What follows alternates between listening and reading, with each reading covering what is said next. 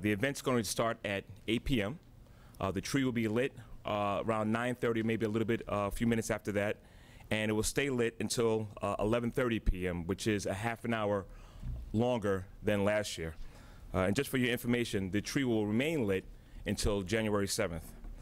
We do have several street closures between 48th to 51st, in between 5th and 6th Avenue, and that will start around 1 p.m. We will have 6 access points for viewing the event, which will be on 48th, 49th, 50th, on either 5th or 6th Avenue. And all spectators will undergo bag checks and hand-wand screening prior to entering the viewing area. Umbrellas, backpacks, large bags, and other similar items will be prohibited into the viewing area. So our deployment of personnel, we will have thousands of police officers working. We will have our K9 and mounted units out there as well, rooftop coverage with long guns, our strategic response groups, which fall under our Special Operations Division, our Critical Response Command, which falls under our Counterterrorism Bureau, as well as a bike task force will also be deployed in the area. The equipment we'll be utilizing are numerous blocker cars, jersey barriers, cement blocks, and light towers, and all these will be put in place to make sure it's a safe and secure event. We do not have any current threats at this time, and as usual, and as Commissioner states adamantly, it's a shared responsibility. So if you do happen to see something suspicious, please let our officer know, call 911, or use our hotline, which is 888 NYC SAFE. Or for those of you that use social media, you can follow us on Twitter at NYPD News, or on Facebook and Instagram at NYPD for any further information. I'd like to pass it over to Jimmy Waters now. Thank you, Rodney. As Rodney's already stated, there are no specific or credible threats. As you've heard me say in the past about all the events in New York City, we start taking a look at this year's event last year. So as we were in the preparation stage last year, and as the tree was about to be lit, we were already taking a look at what we could do differently or what we could do better to improve and things that change. And we review that not only for those items, but also what the current threat environment is, which, while it continues to evolve, is the same thing. Active shooter, vehicle ramming, improvised explosive devices, and we've taken appropriate measures to prevent all of those things, using our canines, our long guns, our radiological detection and technology, cameras, license plate readers, etc., as well as drone detection equipment. I'm not going to, just like John Miller did not speak specifically, I won't either, but I can tell you that, you know, the drone technology is ever evolving. We're looking at a lot of different vendors. We're working with our partners in the Department of Homeland Security as well as the FBI. We partnered with the FBI on Thanksgiving. We will partner with them again for the tree lighting, where we will deploy technology that will identify whether or not a drone is motorized and in the air, and we'll take appropriate steps to find the operator as well as bring that down safely. Thank you. We'll do some Q&A on topic. Yeah, so what have you done differently after your review last year? What is different about this year? So we always take a look at how better we can position the police officers, you know, with the observation teams, the counter sniper personnel in terms of what went on in Las Vegas last year. So, and we just continue to make things better. So do we have enough of people in a particular area? Did we deploy appropriately? Do we have too much in a particular area where we can actually move it from one place to another? Does the package bombs that were recently sent around locally, did that play a role in how you were planning it all, and what do you think about it? Well, it certainly makes us think. That was an isolated incident. We don't expect to see anything like that. But like Rodney says and the Commissioner says all the time, it is a shared responsibility. If they see an unattended bag or package, if it doesn't seem right to you, you know, call the police right away and notify. There's going to be cops everywhere. tomorrow night, and we can quickly have the bomb squad respond and identify and mitigate whatever it is. Chief, you mentioned drones and the potential threat. Are you using any interface with any vendors or marketers of drones through your Nexus program or through the SHIELD program to try to get some early warning of any potential threats? So there's a lot of different vendors out there that are looking to sell their programs and their packages. We've taken a look at a few. We actually tested them here in New York. As I mentioned last week, that it's got to work here. It's got to work in this environment with the tall buildings, et cetera, and canyons. There's no magic bullet here. There's no silver bullet in doing this.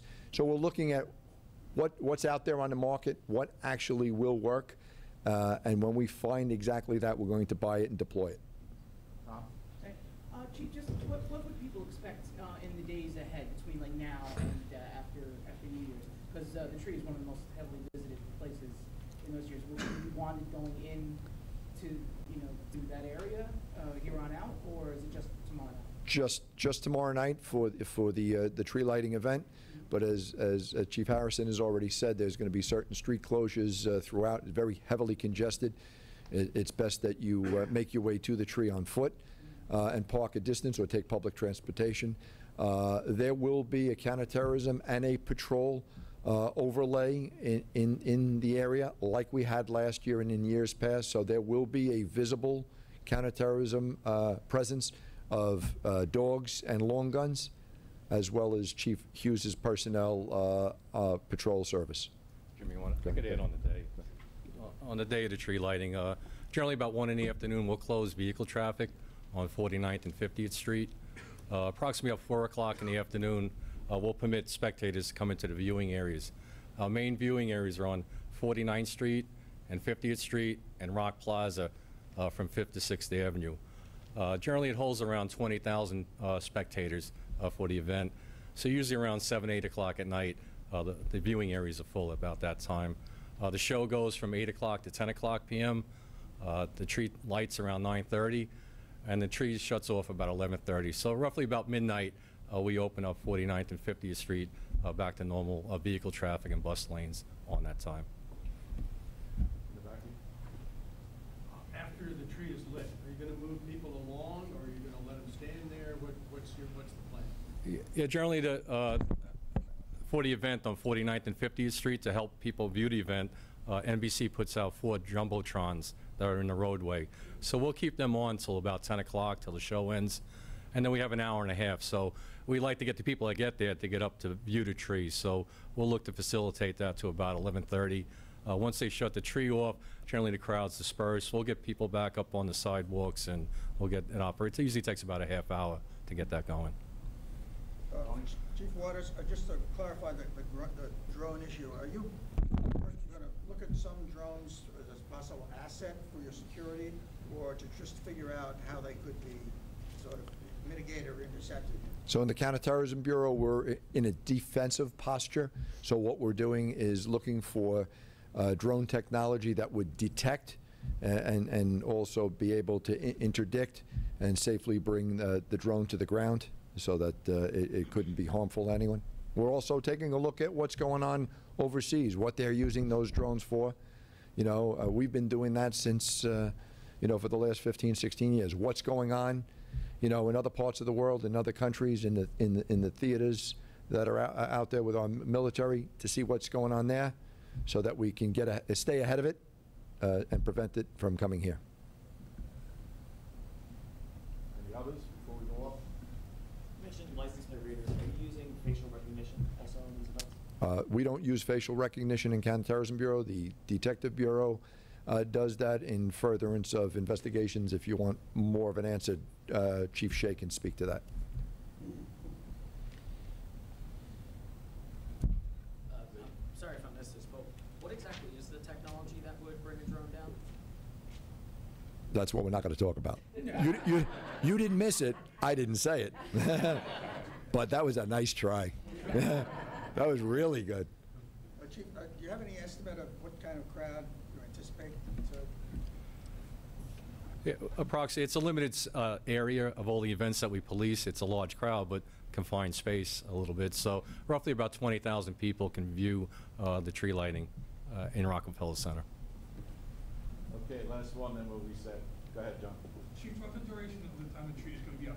How is it going to impact everyday New York, such as traffic and? As we all know, that's the main draw for the Christmas season is that tree in the Rockefeller Center area.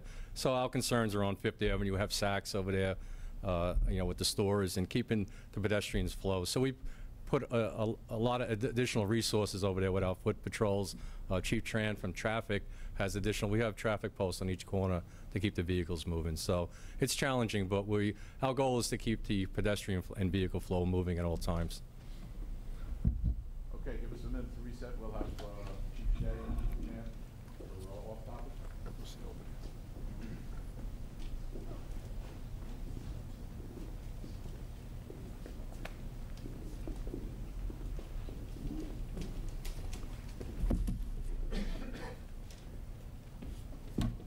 Okay, what do we got? Do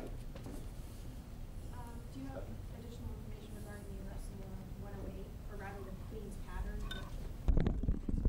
Yep, just over a little over 24 hours ago, throughout both Queens North and Queens South, so the 108 precinct, the 114 precinct, and the 113 precinct in Jamaica. We had a total of 4 hits in just over 2 to 3 hours.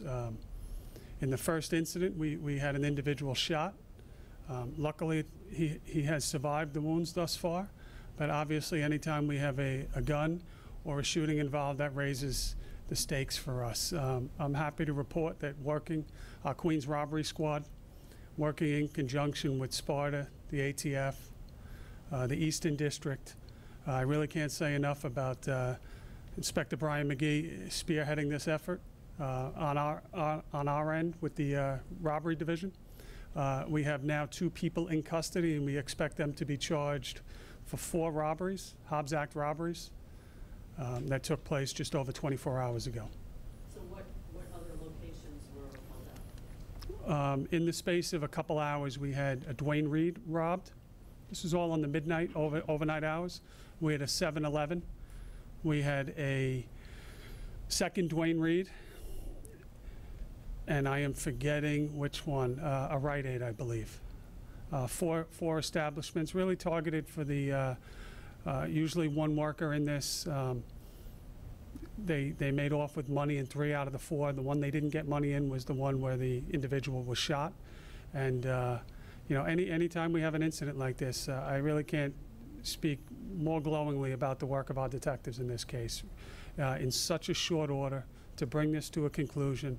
And to get these 2 violent people off the streets. Was he recognized in the video, or how did this come about? I'm going to take a cue from Jimmy Waters here. A lot of good detective work, a little mix of different aspects of technology, some good old detective work, locating a vehicle, sitting on that vehicle, so some real good work. But again, some violent individuals. Arrests out of state as well as in state, so some real good stuff here. Any updates on the woman's body who was found in the 123, and then also any updates on the Midtown South robbery from Saturday? In transit? Yeah. I'll start with the second one. If we're talking about the same incident, we had a robbery in transit where an individual was stabbed over the weekend. Yeah. That was with I think we put out pictures, a number of individuals. Once again, putting, with your help, information out there and getting tips. Tip came into our Crime Stoppers unit. We have the first individual in custody and under arrest, and I expect more arrests to come in that case. That's on the Midtown South transit case. On the second, which is the first case you asked about, on this weekend, we made the unfortunate discovery, some kids walking in the woods. The park is Long Pond Park within the confines of the 123 precinct in Staten Island. Just off of a wooden path, we discovered the charred body of a female white. Active investigation at this point. The autopsy initially has been concluded. There is no conclusive cause of death at this point. The autopsy was completed yesterday. So this remains an investigation of what exactly happened in that park at this point in time. What was found near or around her body, or clothes, a pocketbook, a weapon, anything like that? So what I will tell you at this point in time is we're piecing together essentially a 7-day period. She was reported missing earlier, about 7 days earlier, from the neighboring precinct where she resides in Staten Island. We are starting at that location and trying to fill in the gaps. The detectives from Staten Island Homicide, as well as the 123 squad, have progressed pretty significantly already in about 48 to 72 hours. We are retracing her steps. We have filled in a number of the leads, but I think it would be a little preliminary on my part to start making judgments. We want to make sure that we do not miss anything in this case, and right now it is, as of yet, undetermined how this woman passed away. In terms of what was found near her, I will say that it's our understanding, working with partners in the fire department, for example, that there was evidence of an accelerant that was used around the body. There was something that I would say is a piece of a gas can or plastic that you would purchase in a store. A piece of a gas can was found in the vicinity. In terms of clothes, she was partially clothed, and then that's part of the investigation. What was she wearing? What was burned off, if anything? So we still have some work to do on that case. What was her age? I want to say she was 30 years of age, female, white, 30 years of age.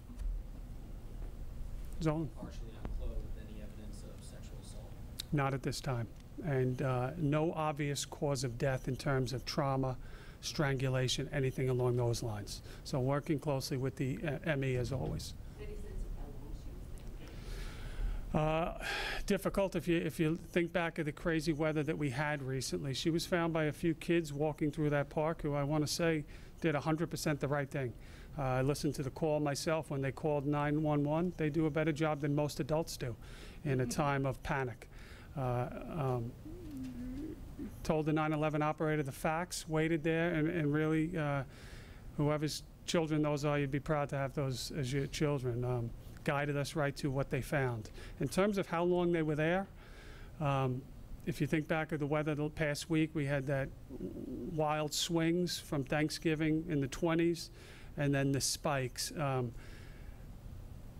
Without getting too much into detail, it's a little difficult to say exactly how long she is there, and what we are focusing in on is that 7-day gap of from when she left the residence till she was discovered.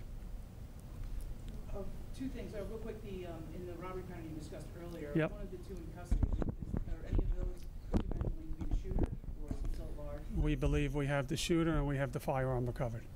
And also, regarding the incident in the Bronx where the woman who shot through the people in the door and killed, any further on that? And, is one of the theories that, it was retribution for what her son had done because he had been arrested for murder a while back? Yep. So that's another terrible incident. This past Saturday evening, I think 760 the Grand Concourse, within the confines of the 44th precinct. So that's in the lower part of the precinct, just south of Yankee Stadium. Large apartment building. I think it was apartment 1F that the woman resides in. We have an individual enter that building. We have the individual walk up to the door and fire into that apartment, striking the mother and unfortunately causing her demise. As you alluded to, it's well reported that one of her sons is currently has an open case in Bronx County for an incident that occurred in 2014 with a gang angle to that incident. That is one angle. Again, we do not rule anything out at this time. It's an active homicide investigation. And we have a lot of work to do on this case.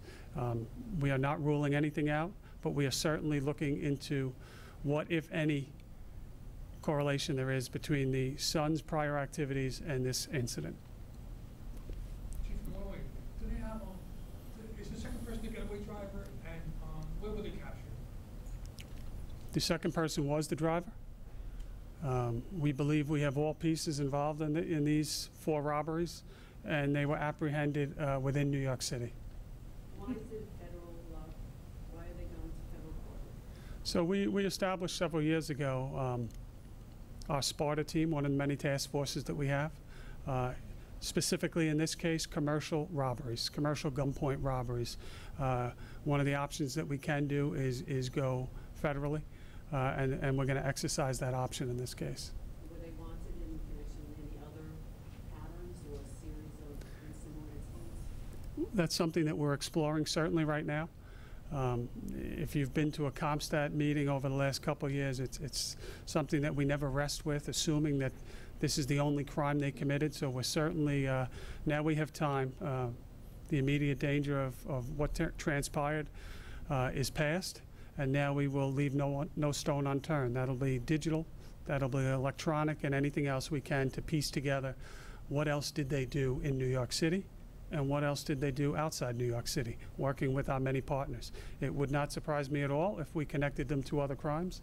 What I will say is, as an add-on to that, one of the two individuals has had an interesting year in 2018,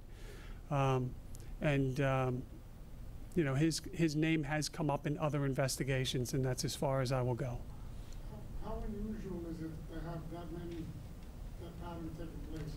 And were any more weapons recovered? There was a weapon recovered. I cannot say conclusively that it was the weapon that shot, but we believe it was, based on the description and based on the ballistics that we have. In terms of the unusual nature, we're in a good place in New York City right now. I think that we would all agree when you look at, we're building on last year's tremendous successes. This is how we do it, putting the pieces together, focusing on recidivism, focusing in on drivers of crime. The good news is that it doesn't happen as often as it once did. 4 robberies by one team in one night is a little out of the ordinary. So it's good that we got on it as quickly as we did. I want to give you know, really credit to Rodney Harrison's patrol units across Queens that really were on this from the start, as well as the detectives involved. Really good, solid work. 4 in one night is a little unusual. Most happy about, you know, you think of the wanton nature. 4 robberies committed that we know of, and it was the first one that we know of where he shot the individual. So commits the first robbery, shoots an individual, essentially leaves him to die. Thankfully, he did not. And then goes on in a short period to rob 3 additional stores. So this is who we are dealing with, and again, great work getting them off the street. Get to you next. Chief, you had said that there are other crimes this group may have been involved in terms of robbery pattern. Were they outside the city, inside the city? Can you geographically put us in a ballpark? Yeah, they happened in Brooklyn earlier this year, and I won't get into Tony, and I can't in this forum, the crimes, but some crimes of a violent nature, one of the individuals, and we will pursue everything. This is something that we will do now, a CAT scan of who we have beyond this charge and what else they could have been responsible for. And that'll be something that we work with our prosecutor partners with going forward. Real quick, last night there was the fatal accident in Chinatown. The driver got a desk appearance ticket. Can you just, you know, run us through what happened and also the mindset as to why you got a DAT? And does that normally happen if there's fatality involved, that a driver gets a DAT? Yes. Approximately yesterday, approximately 6:48 p.m. Last night, and I believe it was dark out and also slight drizzle at that particular time. We had a male driver, Mr. Henry Herman, who was operating a 2015 Toyota Sienna. He was on Forsyth Street and in the vicinity of Division Street. He was in the process of reversing his vehicle and appeared to be going into a parking space on Forsyth Street. Traveling northbound on Forsyth Street, apparently he suddenly accelerated the vehicle and it mounted the sidewalk and it struck 7 pedestrians and also a fruit stand that was on the sidewalk itself. Mr. Chung Zhang, a male Asian, 56 years old, was struck by the vehicle and he was subsequently pronounced on the scene by EMS. There were also 6 additional aides that were transported to Bellevue Hospital. They went for assorted injuries, head, chest, broken femur, ankles, injuries of that nature, but not life-threatening events. Subsequently, officers responded to the location. CIS conducted an investigation. Our collision investigation squad, Detective Diaz, made an arrest. Mr. Henry Herman was charged with 7 counts of Administrative Code 19-190, which is failure to yield to a pedestrian, and other vehicle traffic law violations. And again, when we take a look at the DAT that was issued, our collision investigation squad has issued DATs to numerous people for 19-190. Did he have a license? Yes, he was licensed. He did also have 1 passenger in his vehicle. Anything else? Okay, that's it. Thank you, folks. Thank you.